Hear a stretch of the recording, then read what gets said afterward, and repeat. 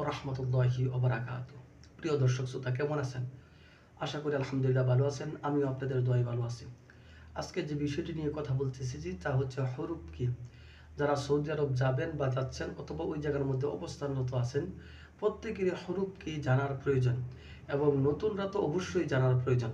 তো চলুন কথা না বাড়িয়ে আমরা হরুপ কি সেটা জেনে আসি। হরুপ হচ্ছে আপনি বাংলাদেশ থেকে যখন একটি ওয়ার্ক পারমিট ভিসা নিয়ে সৌদি আরব প্রবেশ করবেন, সৌদি আরব প্রবেশ করার পরে যেই কফিলের কাছে আপনি কাজরত থাকবেন, যেই কফিলের কাছে আপনি কাজ করবেন, সেই কফিলের কোনো একটা কারণবশত যদি আপনি সেই কফিলকে ত্যাগ করেন, কফিলকে ছেড়ে অন্য কোনো জায়গায় চলে যান, কিন্তু সেই চলে যাওয়ার খবরটা কফিল জানে না, কফিলকে না বলে চলে যান, তাহলে আমরা সাধারণত সেটাকে অবৈধ বলি। এই অবৈধ হয়ে যান। অবৈধ হয়ে যাওয়ার পরে আপনাকে কফিল একটি কমপ্লেন করবে আপনার বিরুদ্ধে। কমপ্লেনটা হচ্ছে যে এই লোকটা আমার কাছে কাজরত অবস্থায় ছিল, সে আমার কাছ থেকে আমাকে ত্যাগ করে চলে গেছে আমাকে না বলে।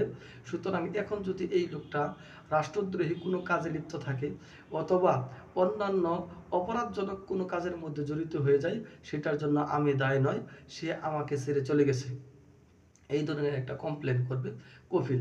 এটাকেই বলে হরুপ। আর এই হরুপ যদি মেরে দেয় তাহলে আপনি সম্পূর্ণভাবে অবৈধ সৌদি আরবের জন্য। তবে হ্যাঁ, আপনি এই কমপ্লেন আপনার কপিল মারার 15 দিনের ভিতরে যদি আপনি কপিলের কাছে ফিরে আসেন, এসে যদি কপিলকে বলেন আমি তো ভুল করেছি বা অন্যায় করেছি, আমি বুঝতে পারি নাই, বা আমি যে কোনো একটা যেভাবেই হোক না কেন আপনার কপিলকে যদি বুঝিয়ে বলতে পারেন, বুঝিয়ে বললে কপিলের এই অধিকার আছে, সে এই হরুপ উঠিয়ে নিতে পারবে। কিন্তু যদি 15 দিন অতিক্রম করেন তাহলে হরুপ উঠিয়ে নেওয়া যাবে না। এই জন্য সকলেই এই বিষয়ে সতর্ক থাকবেন।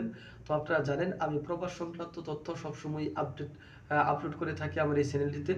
আপনাদের যদি প্রবাস সংক্রান্ত কোনো তথ্য জানার প্রয়োজন থাকে তো অবশ্যই আমাকে আপনারা কমেন্টে প্রশ্ন করবেন, সেই প্রশ্নের উত্তর আমি দেওয়ার চেষ্টা করব ইনশাআল্লাহ।